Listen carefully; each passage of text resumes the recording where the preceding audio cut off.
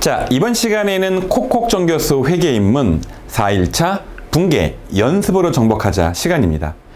저랑 이제 저 앞전 강의를 통해서 분계에 대한 기본 개념을 잡으셨는데 오늘부터 두 번의 강의에 걸쳐 가지고 그 내용을 바탕으로 연습을 한번 해보도록 하겠습니다.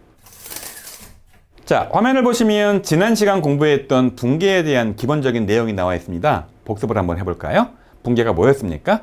분계란 보시는 것처럼 회계 거래가 발생하면 거래를 차변과 대변 두 가지로 나누어서 이거를 장부에 쪼개 적는 기법이었죠. 그래서 이제 우리 지난번에 공부했던 것처럼 실제 실무에서는 분계가 발생하면 이렇게 분계만 적는 것이 아니라 이런 식으로 전표에다가 옮겨 적는다고 표현을 했었죠.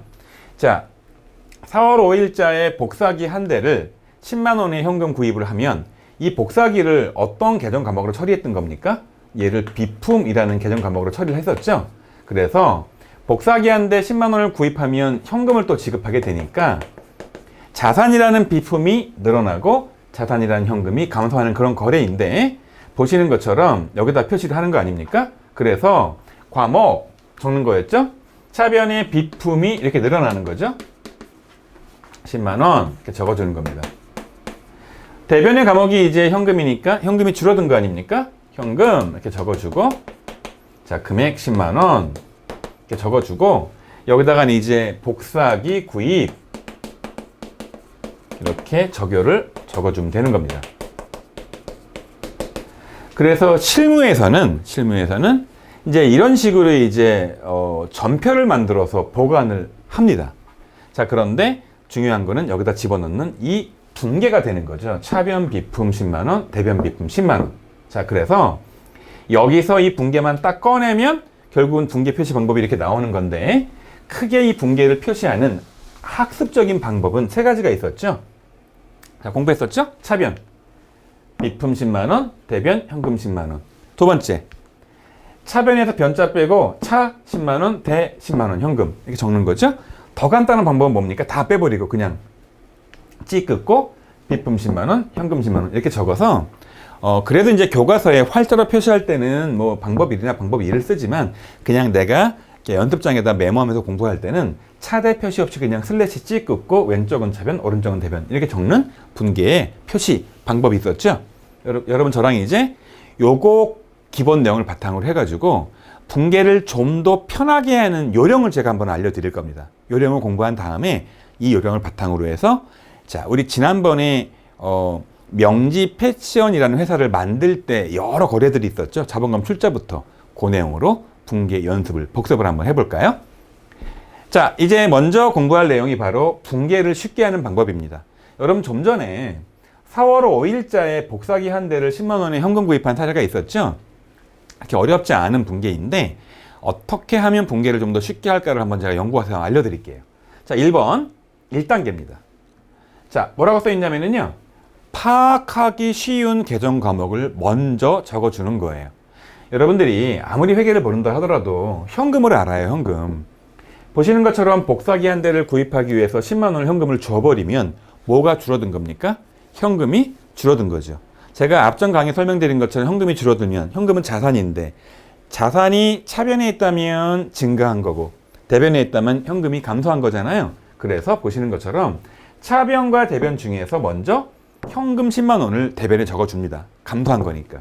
그 다음에 차변과 대변은 항상 금액이 이 두 개가 같아야 된다고 했잖아요. 그러니까 무조건 오른쪽에 얼마를 적어줘야 되는 겁니까? 10만 원을 적어야겠죠. 다만 왼쪽에다가 무슨 계정 과목 적을지가 헷갈리는 겁니다. 이렇게 일단 1단계로 머릿속에 사고를 하는 겁니다.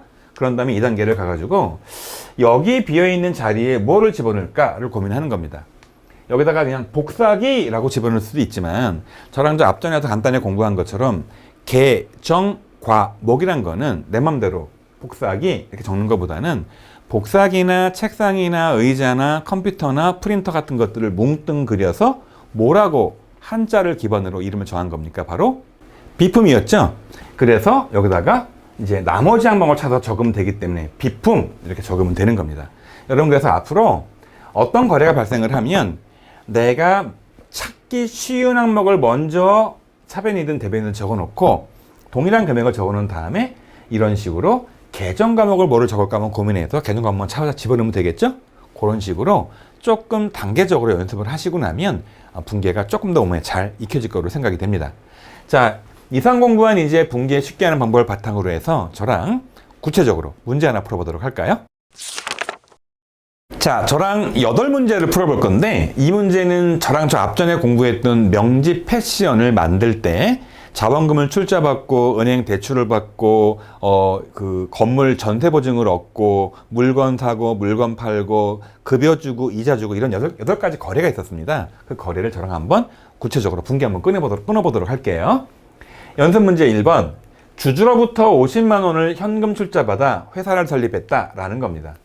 몇 번 말씀드렸지만 먼저 이해하기 쉬운 계정 과목이 뭡니까? 주주한테 출자금을 현금으로 받았으니까 뭐가 늘어났습니까? 현금이 늘어났죠. 현금. 여기다 적는 겁니다. 현금 50만 원. 그 다음에 여기다가 동일한 금액 50만 원을 적어야겠죠. 이런 식으로. 여기다 이름을 뭐라고 적을까요? 주주가 출자한 돈이라고 적으면 되겠지만 너무 길지요? 주주가 출자한 돈, 이 금액, 이 말에 한자를 기반으로 한 계정 과목이 뭘까요? 바로 그게 자본금입니다. 왜 제가 지난번에 재무제표를 만들어 보면 자, 우측 밑에 여기다 자본 부분인데 주주가 투자한 원금은 자본금이라는 이름을 정했고요. 투자해서 남는 이익금을 이익잉여금이라고 정했었죠. 그래서 자본금이 되는 겁니다. 그리고 자본금과 이익잉여금을 합쳐서 뭐라고 부르는 겁니까? 자본이라고 부르는 거였죠. 여러분, 예를 들어서 표시를 하면 현금이 얼마가 늘어나는 겁니까? 50만 원이 늘어나겠죠. 자본금이 얼마가 늘어나는 겁니까? 50만 원이 늘어나는 거겠죠. 여러분, 따라서 이 연습 문제 1번을 통해서는 자, 자산, 부채, 자본 중에서 어떻게 영향을 미치는 겁니까? 자산이 증가했죠. 그리고 자본이 증가했죠. 사실 엄밀히 말하면 이 안에는 이익잉여금이 있고 이를 합쳐서 자본이라고 부르는 건데 자본금이 늘던 이익잉여금이 늘던 자본이 느는 거니까 자, 이 거래를 통해서는 자산 늘고 자본 느는 그런 거래 구조가 되겠습니다. 여러분, 이제 여러분이 지금 막 이제 걸음마 단계로 회계 원리도 안 되는 회계 입문에 아주 걸음마를 시작하고 있기 때문에 이 분계를 딱 보면 한 번에 이렇게 피부에 확 와닿게 공부할 수가 없어요. 처음에는. 그러니까 한동안 이 피부에 와닿기 전까지는 구조적으로 뭐가 증가한 걸까? 뭐가 감소한 걸까를 머리에 염두에 두면서 분계를 끊으면 조금 적응하기 쉽고요. 여러분, 이 과정을 한동안 거치고 나면 나중에는 이 분계가 자연스럽게 몸에 뵐 겁니다. 자, 1번 문제 풀었습니다. 자, 이제 2번 문제입니다. 자, 2번 문제를 보니까 자, 은행에서 얼마를 빌려온 겁니까? 30만 원을 차입해서 금고에 보관한 거죠. 자, 차변되면 적어야 되는데 은행에서 30만 원을 빌려다 금고에 집어넣으면 일단 이해하기 쉬운 거 뭐가 증가했습니까? 금고에 현금이 증가했죠? 자, 현금 자, 30만 원이 증가했습니다. 그 다음에 대변에 동일한 금액 30만 원을 적어야 될 거 아닙니까? 뭐가 증가했습니까? 은행에서 빌린 돈이라는 용어의 전문 용어가 뭡니까? 차입금이죠? 차입금. 원래는 이게 1년 이내에 갚기로 빌린 돈이면 단기 차입금, 1년 이후에 갚기로 빌린 돈이면 장기 차입금 구분을 해야 되지만 지금은 회계 입문 단계니까 그냥 차입금이라고 제가 적어 놓겠습니다. 자, 얘를 이제 재무제표 표시 한번 해볼게요. 현금이 얼마가 증가한 겁니까? 자, 30만 원이 증가한 거죠. 동시에 차입금, 부채도 30만 원이 증가한 거죠. 따라서 이 거래를 통해서 자산도 증가했고요. 자, 여기는 부채니까 부채도 증가한 이런 거래가 되는 겁니다. 자, 이제 이 문제 풀었고요. 그 다음 3번 문제 풀어보도록 할게요. 자, 이제 웬만큼 익숙해졌으니까 좀 속도를 내서 풀어볼게요. 사무실을 빌리면서 보증금으로 30만 원 현금 지급했다. 분계를 끊어볼게요.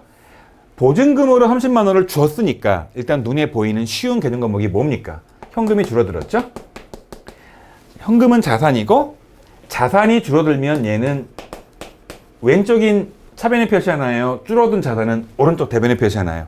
차변은 자산이 는 거고 거꾸로 대변은 자산이 준 거니까, 줄어든 거니까 여기다 표시해야겠죠? 동일한 금액 30만 원이 증가해야겠죠? 자, 이 30만 원 뭐가 바뀐 겁니까? 내 돈은 없어졌지만 이 돈은 어디로 갔습니까? 보시면서 사무실을 빌리면서 건물주한테 보증금으로 갔죠. 여러분들 회사 아니더라 하더라도 내가 어느 집에 보증금을 내고 들어갔다 나중에 이 건물에서 나오게 되면 보증금 받아요, 안 받아요? 받죠. 어떤 건물주한테 맡겨놓은 전세보증금 나중에 나올 때 찾을 수 있는 돈을 뭐라고 불렀습니까? 그냥 맘 같아선 전세보증금이라고 적고 싶은데 전세보증금이라는 단어를 계정 과목으로 쓰지 않고 어떤 과목을 쓴다 했습니까? 빌리면서 보증금 낸 거, 전문 용어로 임차 보증금이라고 한다고 했었죠. 그래서 차변에 임차보증금 적어주면 되는 겁니다. 여러분, 따라서 현금이 30만 원이 어떻게 된 겁니까? 줬으니까 줄어든 거죠. 대신 뭐가 늘어난 겁니까? 임차보증금 30만 원이 늘어난 거죠. 여러분, 따라서 이 거래는 자산이 감소했죠. 또 한편으로 또 다른 자산인 내 보증금이 늘어났죠. 자산이 증가된 거죠. 그래서 결국은 하나는 감소하고 하나는 증가해서 이 자산 쪽에 금액 변동이 없는 그런 거래가 되겠죠. 자, 3번 문제 풀어봤습니다. 자, 이제 네 번째 문제예요. 자, 보니까 판매할 상품 40만 원을 현금으로 구입했다라는 겁니다. 분계를 끊어야겠죠? 현금으로 구입했으니까 일단 눈에 잘 띄는 건 뭡니까? 현금이 줄었겠죠? 현금이 40만 원이 회사에서 없어진 거죠, 자산이. 다시 말하지만 자산이 주니까 대변에 적는 겁니다. 대신 뭐가 늘어났습니까? 창고에 판매할 물건이 늘어났죠. 일단 금액은 동일한 40만 원입니다. 40만 원 적어주고요. 여기다가 이제 이름을 적어야 되는데 판매할 물건이라고 적지 않고 공통적으로 쓰는 한자를 기반한 개정 과목 뭐라고 적는 겁니까? 재고 자산이죠. 근데 여러분 저랑 나중에 공부하겠지만 내가 만든 물건은 만들제 제품, 이 한자가 만든다는 뜻이에요. 만든다. 내가 만들어서 파는 물건을 제품이라고 부르고요. 내가 사다가 파는 물건, 이건 사온다 이런 뜻이에요. 사다가 판다, 상품이라고 부르는 거죠. 이건 내가 만든 걸까요? 판매할 상품이니까 아예 만들어진 걸 사오는 걸까요? 만들어진 거겠죠? 그래서 얘를 다른 말로 상품, 이렇게 이름을 정합니다. 여러분, 제가 몇 번 얘기했지만 이런 구체적인 거래 이름을 개정 과목이라고 불렀고요. 여러분, 이러한 개정 과목은 지금 다 외울 게 아니라 어차피 7일차 공부할 때 제가 몰아서 공부를 해 드릴 거고요. 여러분들이 이 회계 입문 일주일간 짧게 그냥 맛보기로 공부를 한 다음에 본격적으로 회계 원리나 전산 회계 같은 것에 공부를 들어가면 이런 개정 과목들은 본격적으로 공부할 그럴 때가 올 겁니다. 자, 이걸 이제 재무제표 표시 한번 해볼게요. 현금을 주고 상품을 구매했으니까 현금 40만 원이 어떻게 된 겁니까? 줄어들었죠. 줬으니까, 없어졌으니까. 근데 또 한편으로 이제 이거 대신 뭐가 늘어난 겁니까? 내가 판매할 상품이 늘어난 거죠. 40만 원이 자 늘어난 겁니다. 여러분, 따라서 이 거래는 현금이라는 자산이 감소했지만 동시에 상품이라는 자산이 증가해서 한쪽 자산은 감소, 한쪽 자산은 증가한 이런 거래가 돼서 자산의 총 금액의 변동은 없는 그런 거래가 되는 겁니다. 자, 이제 문제 풀어봤고요. 다섯 번째 문제 이어서 보도록 할게요. 자, 다섯 번째 문제는 뭐냐면은요. 다음 중 35만 원 어치를 80만 원에 현금 판매했다라는 겁니다. 여러분, 좀 전 구매해 가지고 와서 창고에 쌓아놓은 물건이 있었는데 이 물건을 이제 파는 거예요.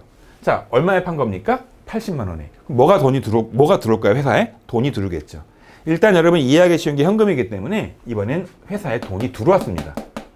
얼마가 들어온 겁니까? 80만 원이 들어왔어요. 그리고 이제 대변에 동일한 금액을 적어야 되니까 일단 80만 원을 적어 볼게요.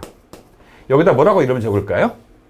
물건 판매 해서 들어온 돈이라고 적을 수도 있는데 여러분 이거를 다른 말로 물건을 판매했다, 물건을 매출했다 라고 해서 얘를 매출이라고 표현을 합니다.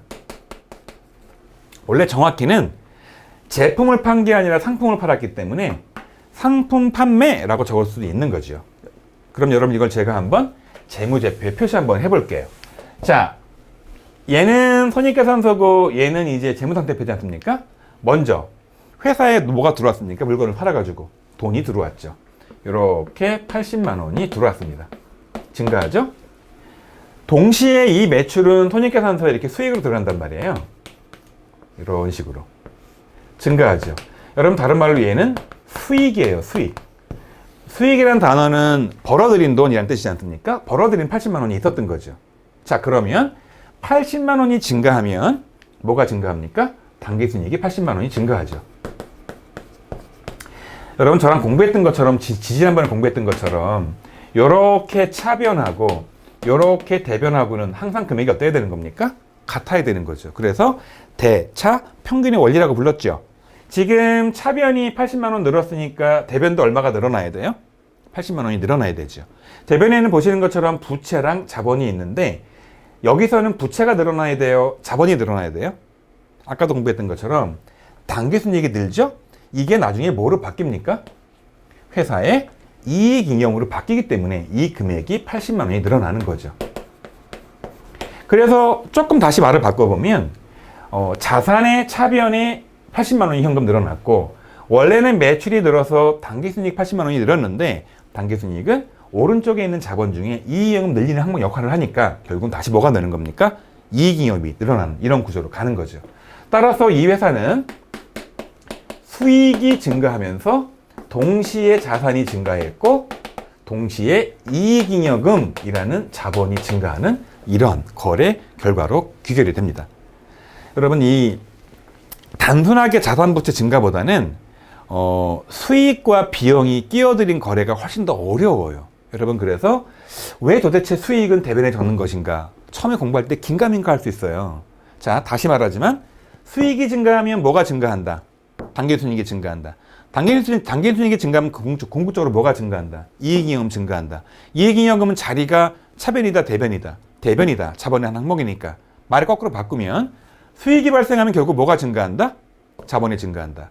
따라서 수익은 어디 표시한다? 대변에 표시한다. 여러분 이 논리를 자꾸 머릿속에 되뇌이고 하다 보면 나중에는요. 논리로 이해하는 게 아니라 그냥 피부적인 감으로 이해할 때가 올 겁니다. 그게 이제 어떤 분들은 6개월 이상 걸리기도 하고요. 어떤 분들은 1년 이상 걸리기도 하고 정말 열심히 하는 분들은 한두 달 만에 느끼기도 합니다.